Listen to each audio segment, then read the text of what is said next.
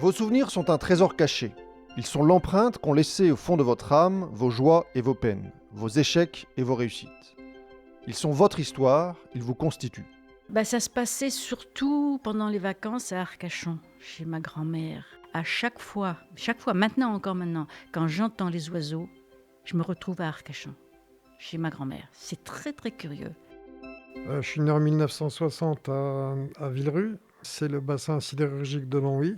Je suis issu d'une famille d'ouvriers italiens. Mon père est italien, ma mère d'origine italienne. Je suis le plus jeune de la famille.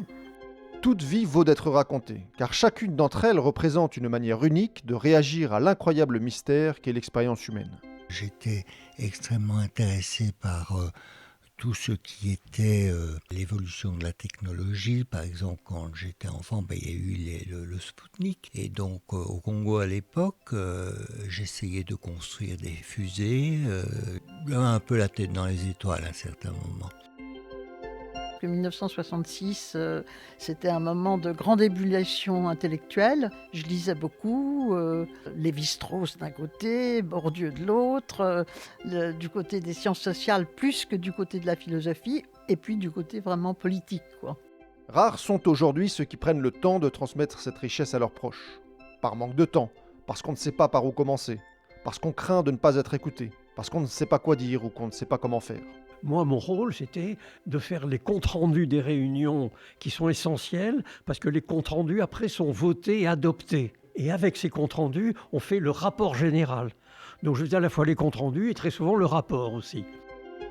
Ce que j'ai adoré dans cette maison, c'est l'activité permanente. La maison était vivante des fois de 11h du soir jusqu'à 8h ou 8h30 du soir, du lendemain, quoi. Donc il y avait une espèce de joie de faire le métier que l'on faisait et de bien le faire en fait. C'est pourquoi je vous propose de mettre mon expertise à votre service. J'ai été journaliste à Radio France pendant une dizaine d'années et je réalise des podcasts depuis 2019.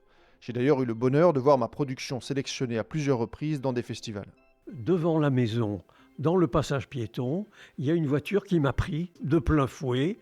On m'a ramassé 15 mètres plus loin. Et les premiers souvenirs qui me reviennent après sont me retrouver dans le lit sans pouvoir bouger, allongé et vraiment presque comme mort. Je suis passionné par la transmission familiale et par le récit audio. Et je suis convaincu qu'il n'y a pas de plus beau cadeau à offrir à ses proches que de transmettre son histoire. Car en le faisant, vous transmettez du sens. Et c'est parfois ce dont nous manquons le plus.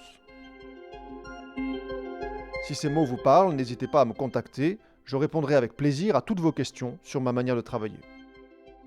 La vie est super, super riche. Il faut que vous preniez soin de vous profondément, que vous intéressiez à vous profondément. Je vous aime très fort tous les deux. Avec parole, transmettez l'essentiel.